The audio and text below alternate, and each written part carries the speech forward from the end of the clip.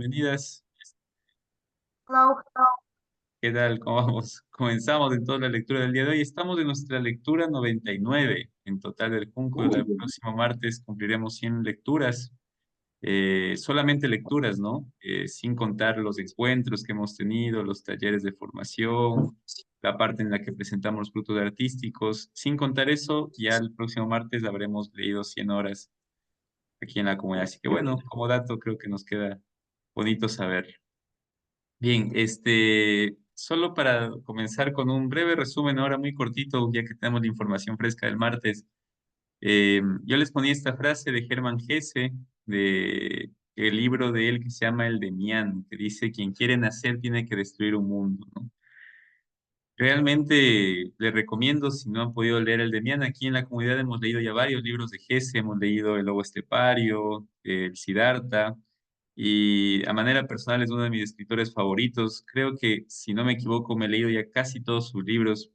Y en este libro del Demián narra una historia espectacular también de autodescubrimiento, de rebeldía, de preguntas, muy tocante a la existencia humana. Y tan tocante es que justamente la invitación del autor es a eso, ¿no? Si nosotros queremos en algún momento nacer, y no habla del nacer biológico, sino del nacer espiritual, del nacer existencial, hay que destruir un mundo que nos hemos creado nosotros, un mundo en el cual habitamos, un mundo que para nosotros es muy seguro, muy cerrado, ¿no? Entonces, la metáfora de mundo puede ser muy diversa, para cada uno puede ser distinta, todos nos hemos hecho un mundo. Y la idea de Gese es que para poder nosotros rehacer, y no digo de hacer un cambio, de quitarnos de identidad, sino de ver las cosas de otra manera, de crecer desde otra visión, desde otra perspectiva, hace falta destruir un mundo. Y el destruir a veces lamentablemente nos implica mucho esfuerzo, un trabajo de autoconciencia, de autodescubrimiento. Y bueno, esa es la tarea de la vida, creo yo también. Es decir, aprender a vivir también es aprender a conocer, aprender a autoconocernos y aprender también a estar con el otro y convivir. Entonces, bueno, que nos podamos iluminar hoy día por Hermann Hesse y su invitación justamente a que podamos siempre estarnos reinventando, redescubriendo, que seamos capaces o que tengamos la capacidad de vernos un poquito el corazón a ver cómo andamos, ¿no? ¿Qué mundo nos hemos construido? Siempre es una tarea interesante. Bueno, ahí les dejo el dato de Hermann Hesse.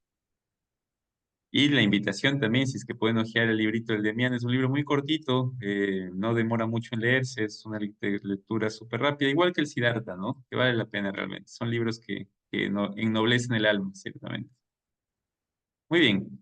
Habíamos leído el final del capítulo 24 el día martes, a breves rasgos, 5 puntos para poder volver a tener la perspectiva de lo que leímos, y es que nos encontrábamos desde la historia de Peurifoy, ¿no? Este embajador enviado a Guatemala por parte de Estados Unidos para que combate el gobierno de Arbenz, donde se había instaurado el comunismo. No nos olvidemos que Peurifoy lo que quería es que haya un golpe de Estado militar, o sea, que los militares asuman el gobierno de Guatemala y no la rebelión a cargo de Carlos Castillo Armas. Un poco lo que les decía al inicio de la sesión de día, en Bolivia hubo un intento, si escucharon las noticias, días pasados, de un golpe de Estado militar, ¿sí?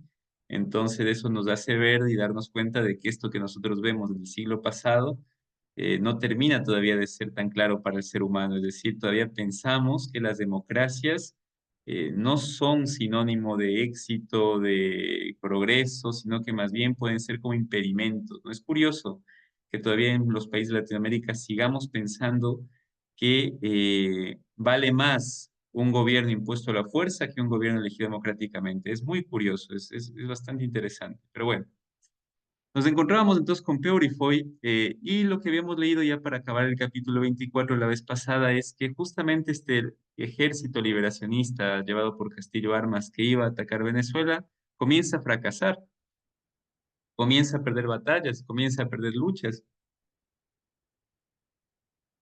Perdón, y eso hace que poco a poco quiera retirarse Honduras. Sin embargo, Estados Unidos, la gran águila que sobrevuela por toda Latinoamérica, bombardea algunas fuertes Guatemala y eso hace que los soldados puedan seguir con su objetivo de tomar Guatemala y derrocar a Arbenz, ¿no?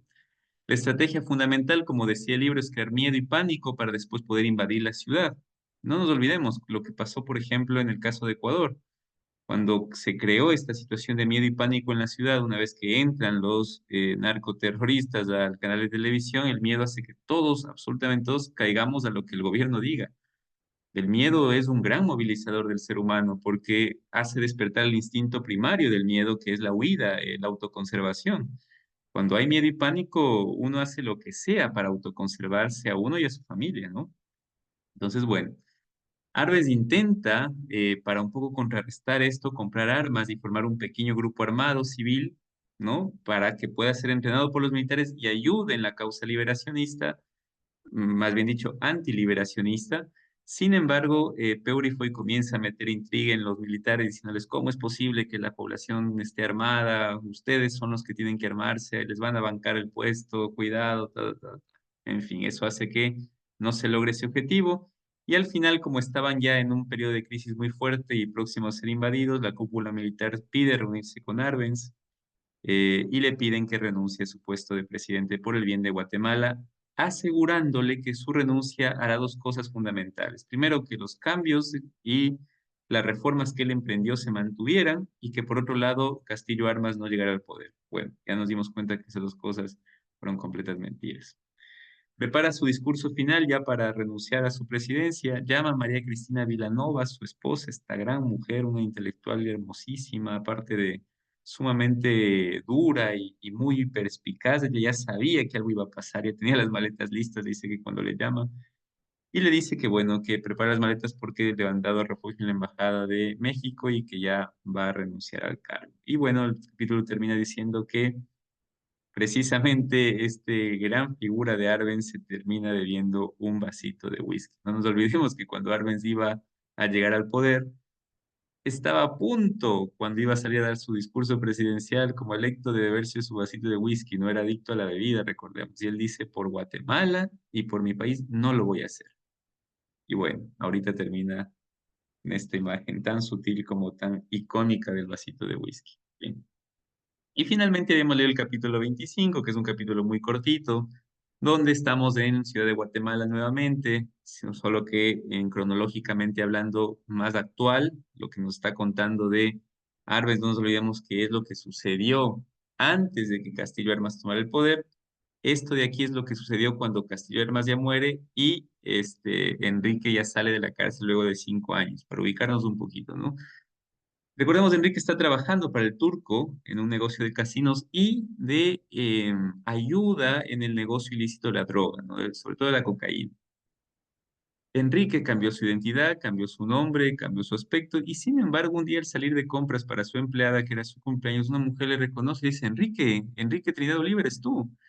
Él se asusta, se pone nervioso, niega todo. Sin embargo, después de ese momento es como un detonante en su vida donde dirían los psicólogos, la paranoia de él se activa, ¿no? Comienza a sentirse que está perseguido todo el tiempo. Este síndrome de persecución donde uno se siente visto, como si estuviera atrapado, como si estuvieran todo el tiempo queriendo hacer algo. Esa inseguridad es terrible, ¿no? Bueno, él comienza a tener esta intranquilidad en su vida, tal es el punto en que retoma nuevamente su seguridad personal, vuelve a tener un arma propia para por si acaso le pase algo defenderse, se blinda lo mejor posible, incluso en el trabajo como en la calle, ¿no? Tal es su paranoia que un día que alguien por ahí siente que le está fotografiando, que está por ahí queriendo hacerle algo en el casino, va, lo quiere intimidar y se da cuenta que es un turista, ¿no? Entonces le pide disculpas, le dice que no, que, bueno, en fin, que se equivocó y todo esto, ¿no?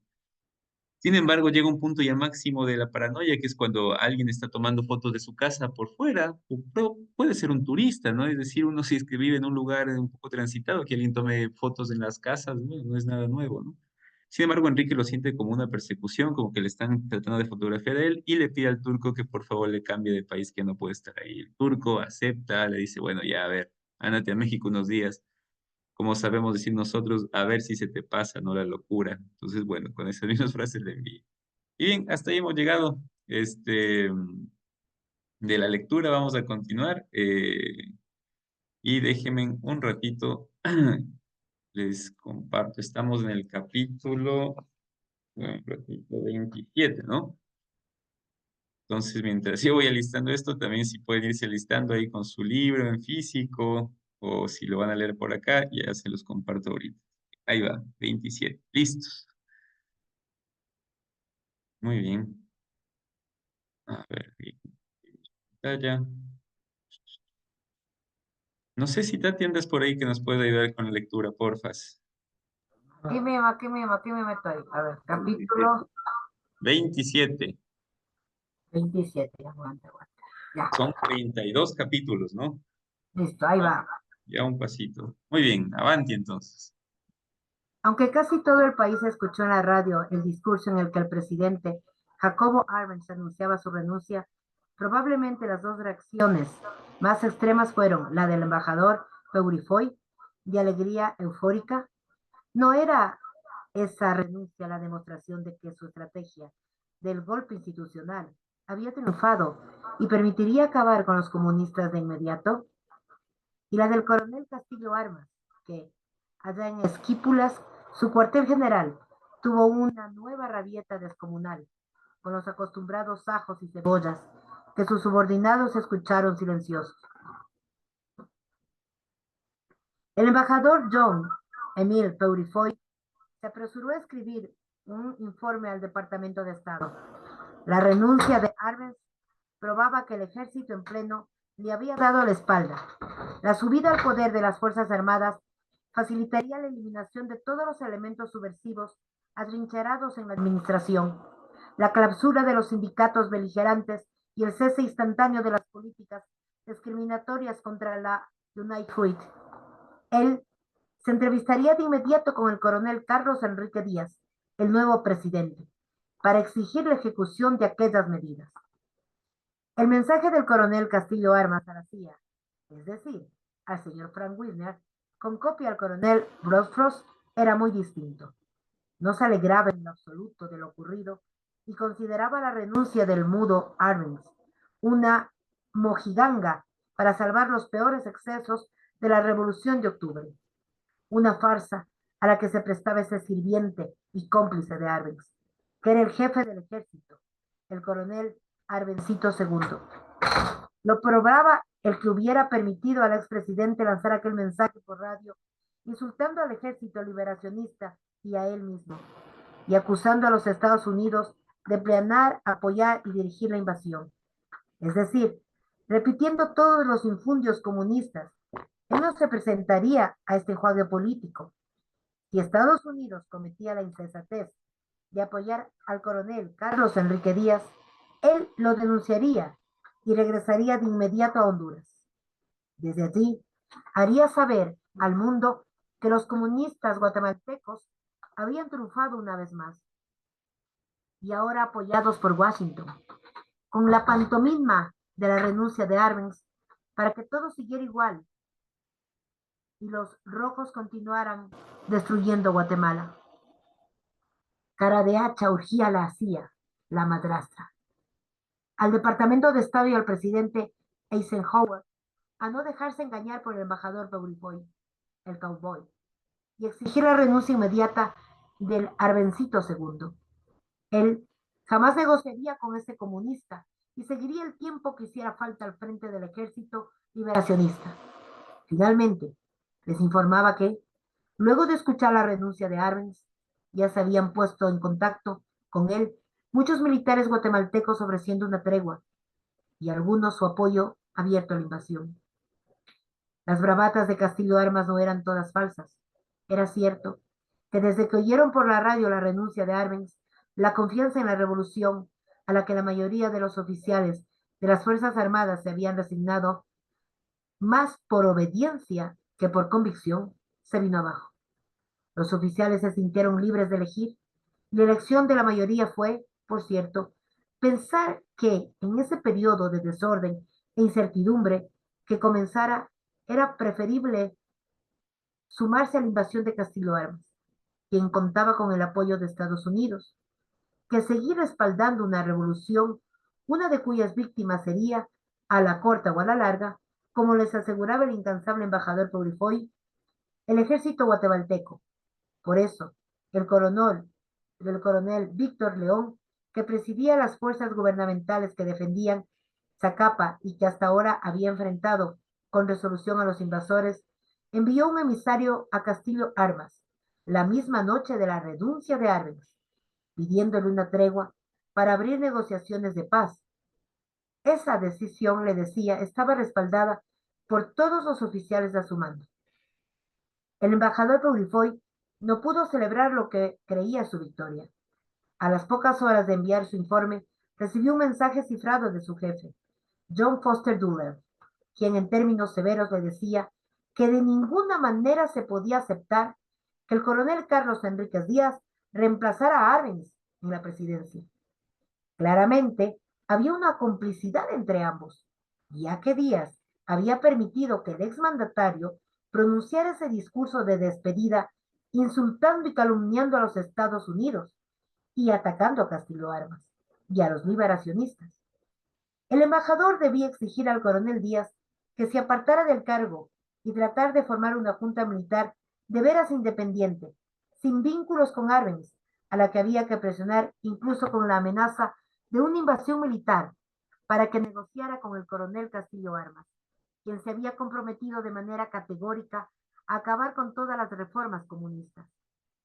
El embajador Peurifoy cambió de opinión e hizo suyas en el acto las ideas de John Foster Dulles. De inmediato pidió al coronel Díaz que lo recibiera. Tenía un mensaje de Washington que debía transmitirle de viva voz. El nuevo presidente lo citó a las 10 de la mañana del día siguiente. Era ya el amanecer en este día interminable. Para ir a la cita, el embajador Peurifoy se colgó bajo el sobaco la gran cartuchera con el aparatoso revólver que lo había acompañado siempre en las negociaciones con los militares griegos, los que, dicho sea de paso, le parecían más civilizados que estos indios uniformados. El encuentro tuvo lugar en la oficina principal del Estado Mayor del Ejército. El coronel Díaz estaba reunido con otros dos oficiales, el coronel Efejo H. Monzón y el coronel Rogelio Cruz Ward, jefe de la Guardia Civil, al que el embajador veía por primera vez. Los tres lo recibieron con expresiones de júbilo. Por fin hemos conseguido lo que usted quería, embajador. Arbenz renunció y ya comenzó la caza de los comunistas.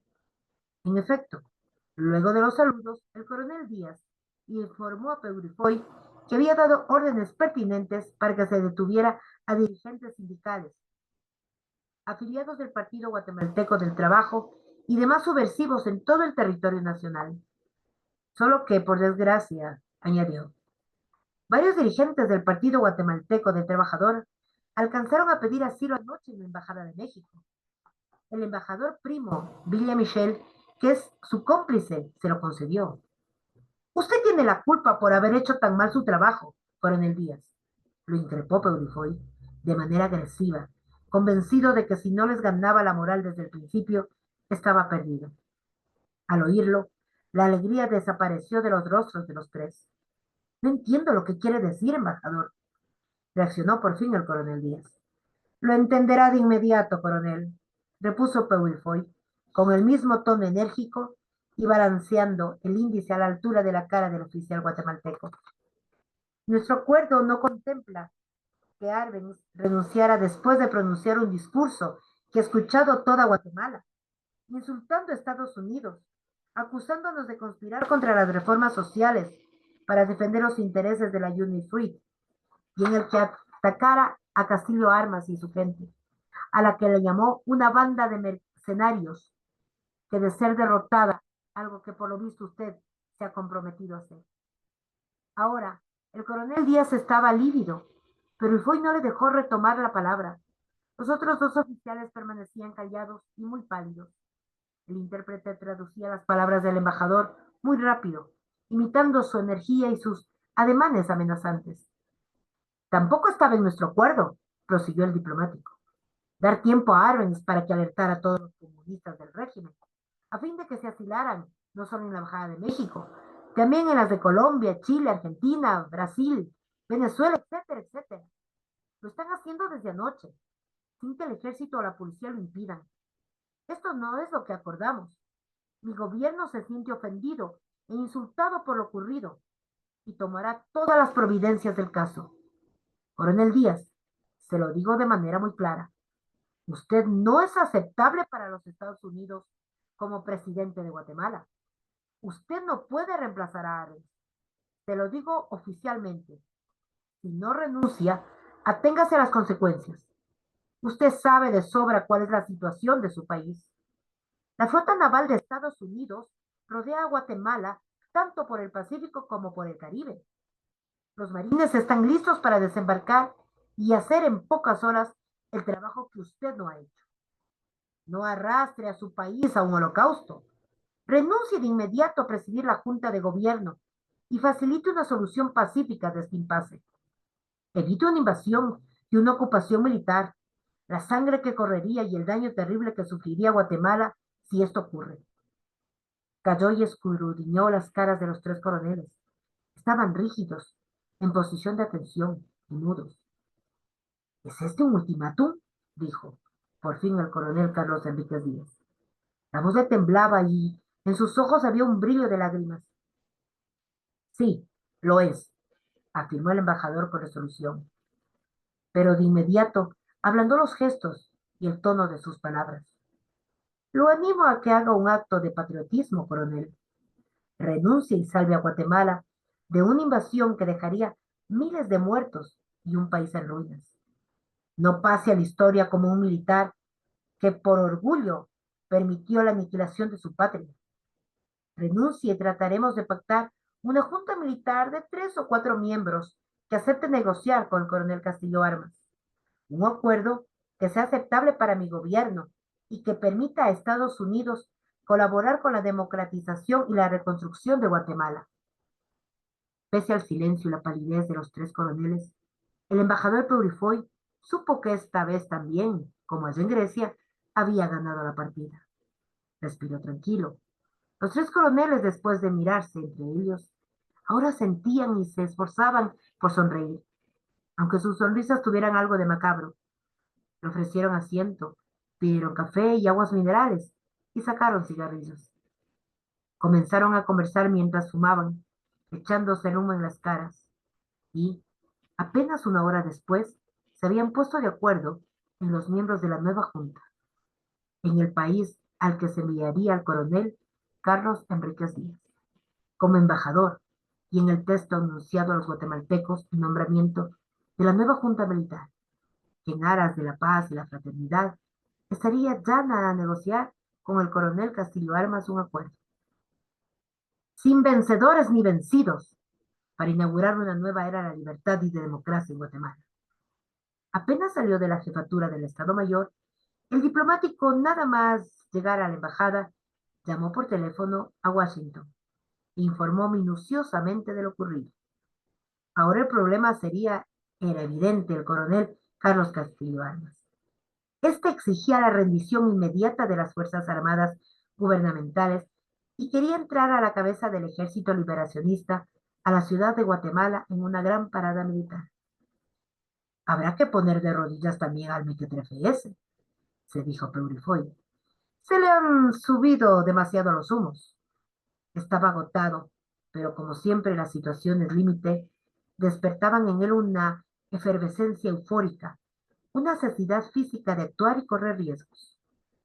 En los días que siguieron a la renuncia del presidente Arbenz, hubo 5 juntas militares, cada una de ellas más próxima a los Estados Unidos, gracias a las exigencias y estratagemas de que se valía el embajador Peurifoy. Cada una de ellas se parecía a la otra en que todas querían superar a la anterior, persiguiendo, capturando, torturando y fusilando comunistas. Los dirigentes del Partido Guatemalteco del Trabajo, que no se asilaron en embajadas, pudieron esconderse o huir a las montañas y a las selvas. Gracias a la alerta de Arbenz, a Fortuny, pero muchos otros no, sobre todo dirigentes sindicales, maestros de escuelas, jóvenes estudiantes y profesionales ladinos que se habían movilizado, despertando por primera vez a la política muchos de ellos. Desde la Revolución de Octubre nunca se supo el número de víctimas, pero fueron centenares, acaso miles, seres del montón, campesinos sin nombre y sin historia, a quienes el reparto de lotes de las tierras nacionalizadas les había parecido un regalo caído del cielo, que cuando se derogó la ley de la reforma agraria y se les obligó a devolver las fincas, que ya creían de su propiedad, quedaron atónitos. Algunos se sometieron, pero otros las defendieron con uñas y dientes, haciéndose torturar y matar, o permaneciendo largos años en los calabozos, sin entender nada de esas extrañas mudanzas, de las que eran primero beneficiarios y al cabo de 2 o 3 años víctimas. La junta, que duró menos, apenas unas pocas horas, fue la constituida por los coroneles Carlos Enrique Díaz, José Ángel Sánchez y el Fego H. Monzón. Cuando Castillo Armas proclamó que la desconocía y que no tendría trato alguno con ella, la Junta perdió toda su autoridad. Aquel estaba envalentonado y, porque desde la renuncia de Arbenz recibía un efecto muchas adhesiones de las tropas gubernamentales enviadas a combatirlo a la frontera hondureña. Y como se sentía cada vez más seguro de sí mismo, más se insubordinaba con los norteamericanos. Desde aquella noche en que Arbenz se asiló, Peurifoy siguió presionando y haciendo pender sobre las cabezas de los militares la amenaza de una invasión de los marines. Ellos cedían paso a paso. La renuncia de Díaz no aplacó a Castillo Armas. Insistía en entrar a la cabeza de las tropas liberacionistas en un gran desfile militar a la ciudad de Guatemala. Si no había esa parada, no habría tampoco negociación con las tropas gubernamentales. Para el embajador Peurifoy fueron días sin comer y noches sin dormir, de infinitas discusiones, acuerdos que duraban apenas unas horas o unos minutos, pues eran violentamente denunciados por uno u otro bando, y agotadoras conversaciones con Washington para fincar los acuerdos o rehacerlos de pies a cabeza. Entretanto, soldados y policías, con sus oficiales al frente, habían desatado una cacería de brujas sin precedentes en la violenta historia de Guatemala. El cierre de sindicatos y de las oficinas de la reforma agraria que se habían abierto en todos los pueblos se hacía a balazos y metiendo a los calabozos a todos los que se encontraban